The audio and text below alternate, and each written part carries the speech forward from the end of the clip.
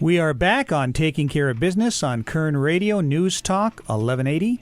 Our in-studio guests are Karen Norton and Ken Hooper. Ken, you were about to tell a story? In doing this project where we've been looking for those who have been killed in combat and killed in support of combat operations, I can safely say that Kern County has contributed to the military in great ways for the last 100 years.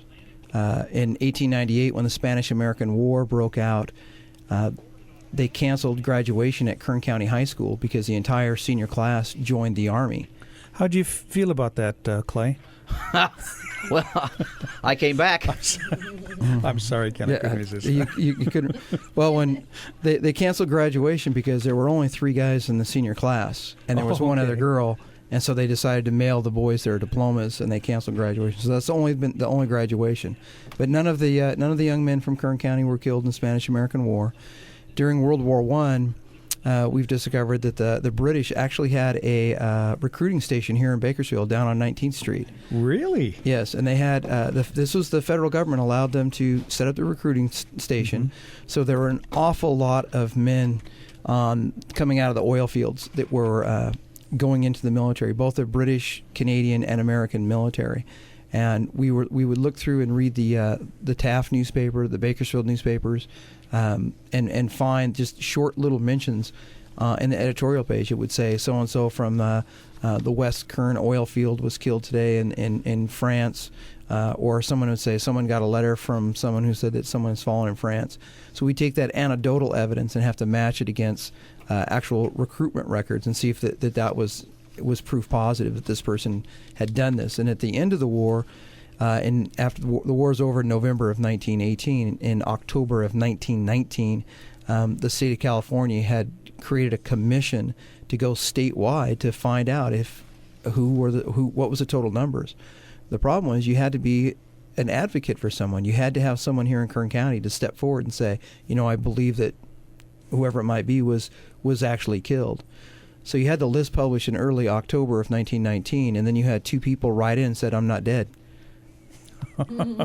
And that shows to me the how poorly the record keeping was. Sure. But if you had a family that was not getting the newspaper or was in a rural area that had no idea this list was in the newspaper, then they had no idea that they were supposed to write in and say, so and so, my brother was killed or my son was killed. So it's sketchy record keeping. But we've been keeping track, and that's just World War I. World War II is very dynamic.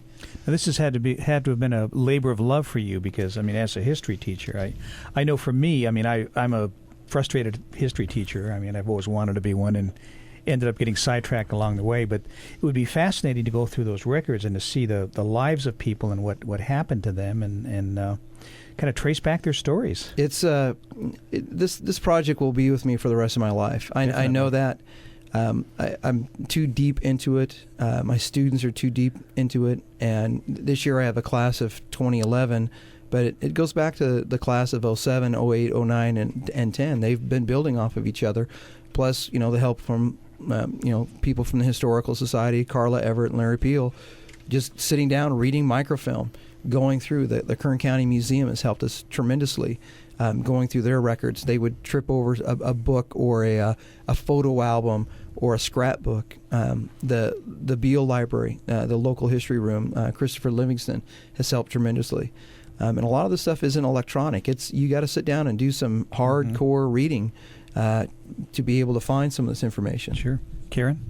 Well, I was going to say having, 3 great-great-grandfathers times 7 times who served in the American Revolution, and all of my great-grandfathers served in the war between the states. Well, bear with me here. You had 3 great 7 times serve in the American Revolution. 3 of them? Mm-hmm. Wow. One of them was named John Nunn. He also had a senator who became Senator Sam Nunn, so I guess he's my distant cousin.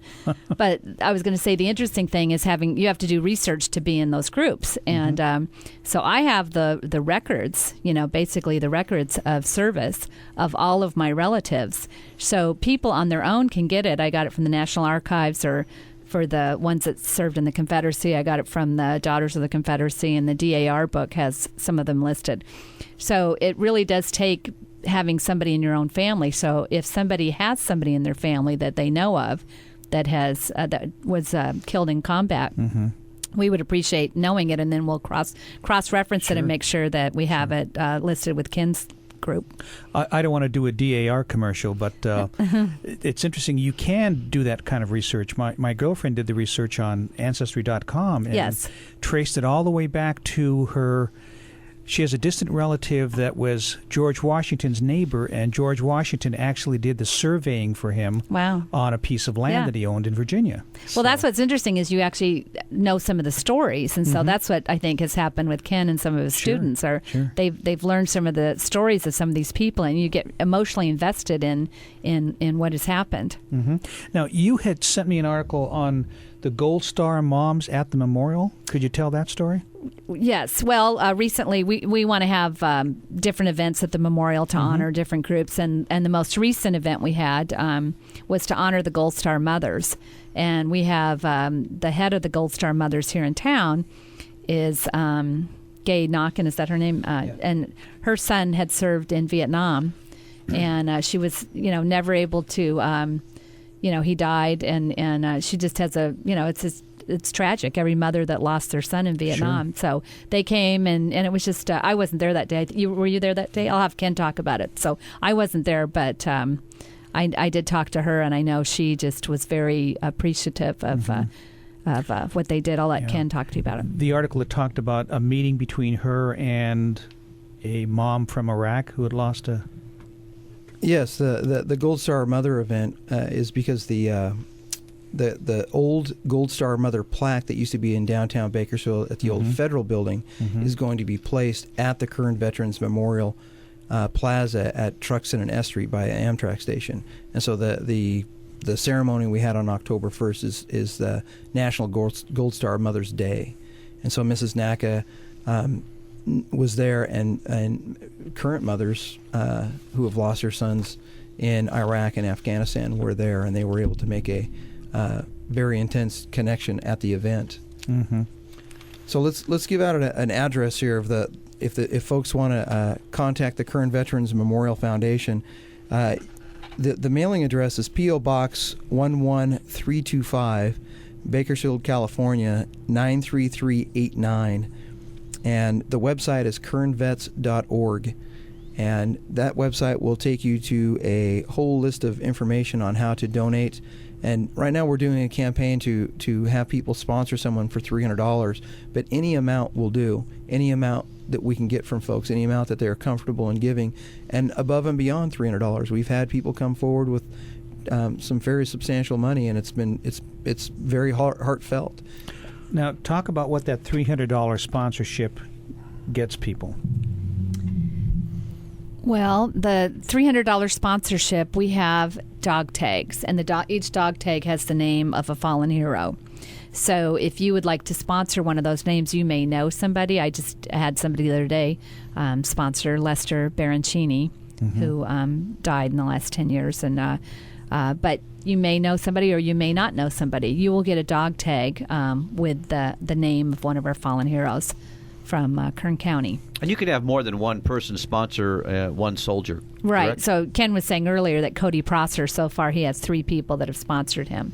And that's at $300 a piece. $300 a piece. You could sponsor more than one person. But you don't have to send in $300. You can send in $25, $50, $100. You'll take just about anything. I'll take $10. The first fundraiser we had was on Pearl Harbor Day, and I had a homeless guy come up to me, and he reached in his pocket, and I thought, oh boy, what's he going to do? And he handed me 56 cents, and he said, "This is all I have. Will you take 56 cents?"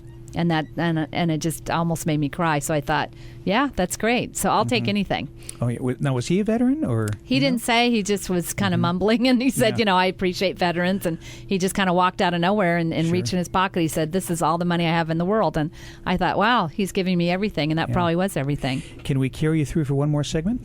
Okay, great. We'll be back in a minute on Taking Care of Business on Kern Radio Newstalk 1180.